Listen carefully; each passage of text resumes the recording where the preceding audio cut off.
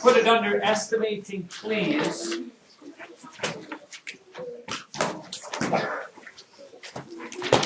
And the little subheading the book gives for this.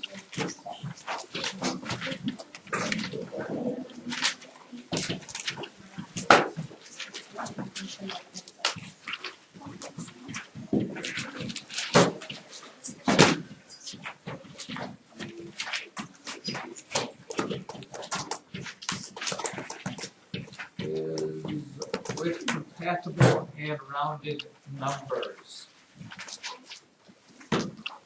And here, it's easiest just to think of some examples here. An example says to estimate,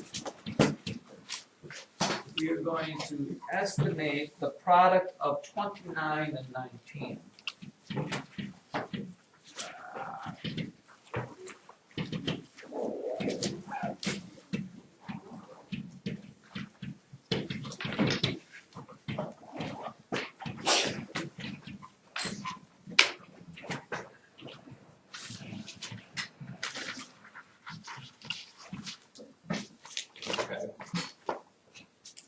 Now please, this is where most people get confused here. The directions say to estimate. Okay, the product estimate. Okay. What you have to understand is they are not asking you to take 29 and multiply it by 19, then get an answer and then round it. Okay, that's not what we're doing. When you're asked to estimate the answer to something, you want to change these numbers to numbers that are really easy to do math with. And you change them by either rounding them or what they say, use compatible numbers. And here's where it takes a little common sense. Okay? You just have to think about, what can I change these numbers to that makes it easy to do, but will give me the closest answer that I can get. For example, you wouldn't want to round this to 100 and round that one to 0 and say my answer is 0 just because. You would want to pick numbers that they're close to that would not be that difficult to do. And we're not necessarily saying you have to be able to do it in your head, but you want to do something that's easy to do. In this case, 29 is awful close to 30.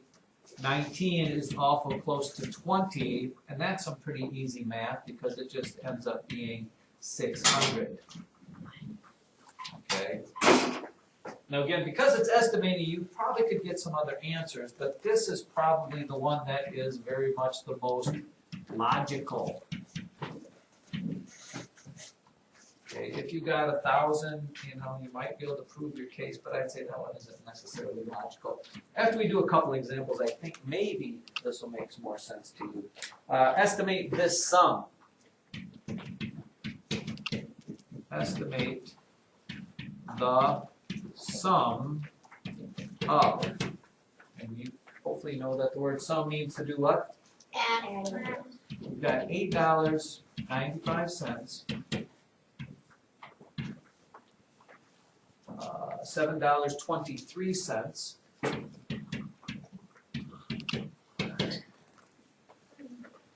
Oh, what else did they give us? $11.42 and $6.89. $11.42 and $6.89. So if you're estimating that sum, you would use, compatible numbers, comparable numbers, numbers that are pretty easy to work with. And the thing with money that makes it hard to work with is the cents. So you'd probably take $8.95 and change it to $9. $7.23. $7.25. Just $7, I think would be fine. $11.42. 11. Probably 11. And $6.89 to another $7, and then your answer would be real easy to get. 7 plus 7 is 14, and 9 plus 11 is 20. 20 and 14 is $34. Now somebody out there said, would you change it to $7.25?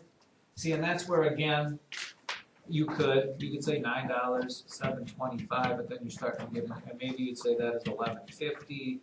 This one would still be $7. You know, you're gonna get kind of the same thing, except you'll get $34.75 or whatever it is.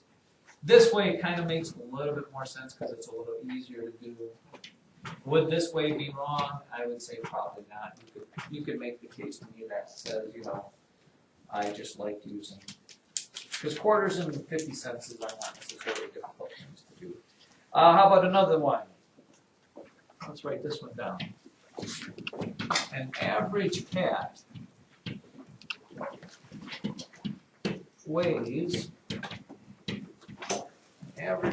weighs 14 pounds.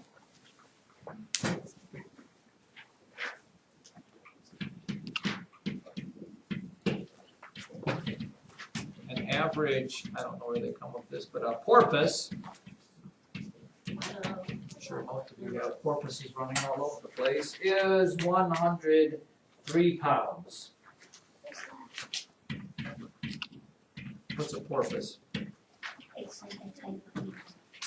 Is it a turtle?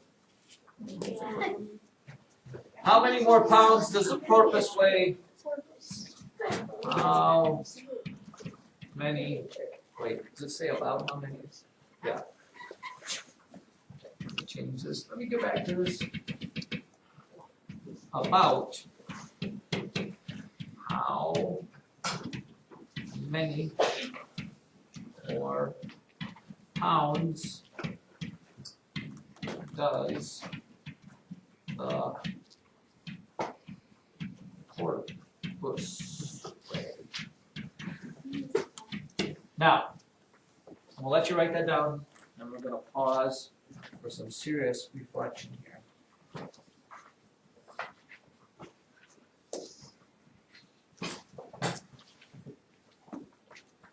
Are we ready to reflect seriously?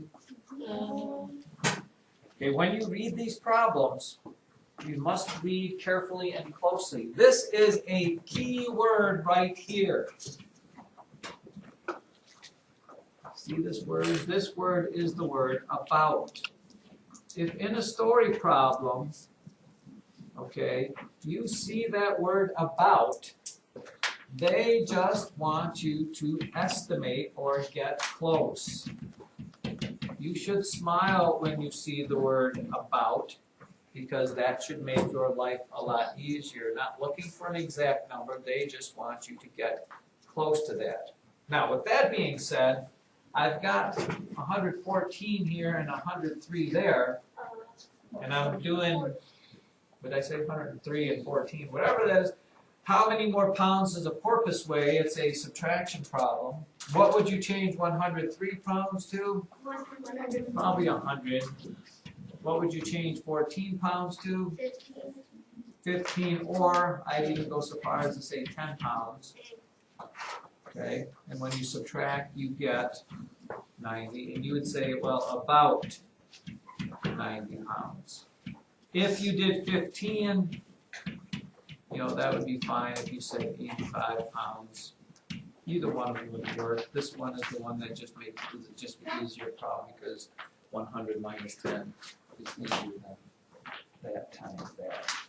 So again, there is, ladies and gentlemen, some gray area there, but make sure you're on the lookout for the word about, because about means you are allowed to estimate, and when you estimate, it just makes things that much